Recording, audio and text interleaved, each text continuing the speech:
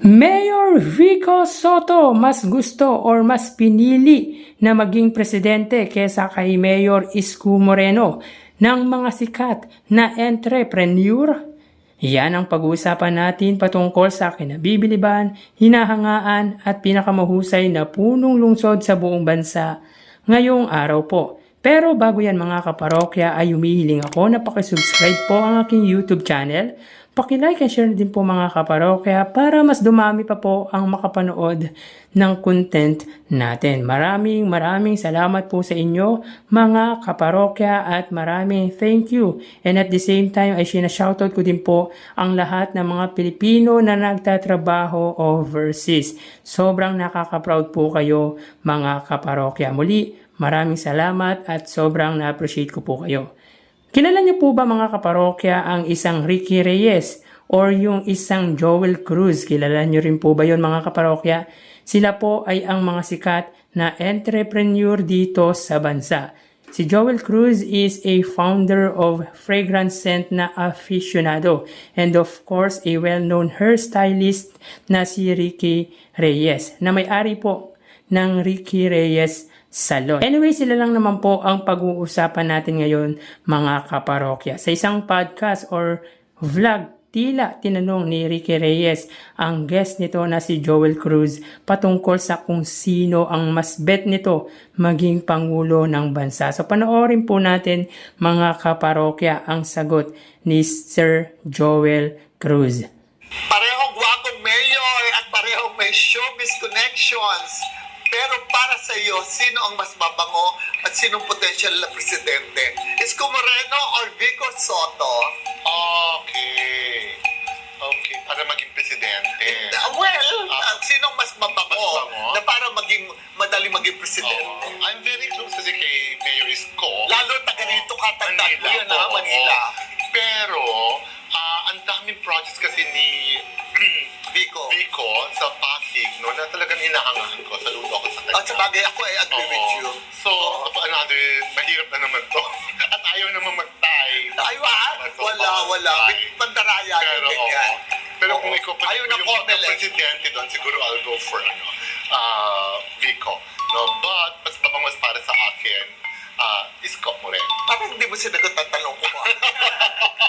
Pandaraya ka talaga. Isko Moreno. But anyway, sige na nga.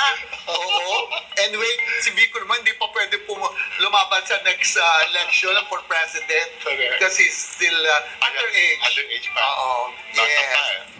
Well mga kaparokya, even mga sikat na entrepreneur sa bansa ay tila si Mayor Vico Soto ang nais nilang maging pangulo ng bansa over Isko or Mayor Isko Moreno. Partida pa niyan mga kaparokya ay close si Mayor Isko Moreno at si Sir Joel Cruz. Hindi naman vocal when it comes sa politics ang dalawang personalidad pero para sa isang Joel Cruz ay mas gusto niyang maging presidente ang butihing mayor over Mayor Isko Moreno. Actually mga kaparokya parang hinayang ang dalawa dahil sa ngayon ay hindi pa po pwede tumakbo ang alkalde ng Pasig bilang pangulo ng bansa sapagkat hindi pa po pasok ang edad nito sa requirement bilang pangulo ng bansa. Again, at least 40 years of age ang pwedeng tumakbo or maging presidente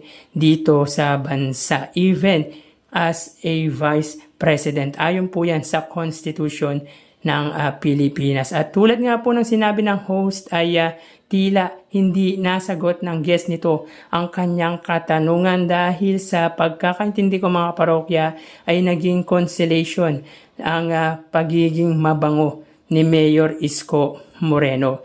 Mabango na tila amoy or scent, hindi yung tanong na mabango para maging presidente. Well, aware din pala ang dalawa sa ginagawa ng butihing Mayor Vico Soto sa lungsod po ng Pasig dahil hanga ang mga ito sa mga proyekto, sa mga programa nito sa nasabing lungsod. Mga kaparokya, hindi talaga maiiwasan na hindi maikumpara ang dalawang politician, ang dalawang personalidad dahil related po sila sa showbiz. Siyempre, artista si Mayor Isko Moreno at si Mayor Vico Soto naman po ay anak ng mga sikat na sina Bossing Vic Soto at Miss Connie Reyes. Well, kayo mga kaparokya, ano ang masasabi nyo sa naging sagot ni Joel Cruz? Well, para sa akin, kahit hindi si Mayor Isko Moreno ang ikinumpara sa butihing mayor, ay mas pipiliin ko pa din si Mayor Vico sa kahit sinong politiko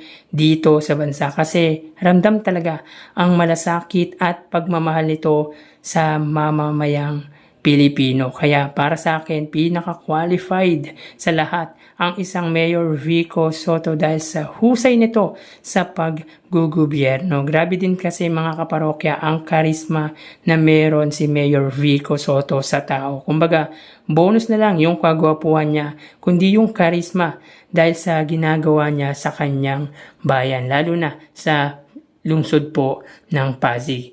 So kayo mga parokya, sino ang para sa inyo ay most qualified bilang maging presidente? Paki-comment naman po mga parokya ang opinion nyo patungkol po dito. So hanggang dito na lang po tayo mga parokya. Magsiingat po tayo palagi. Thank you and God bless.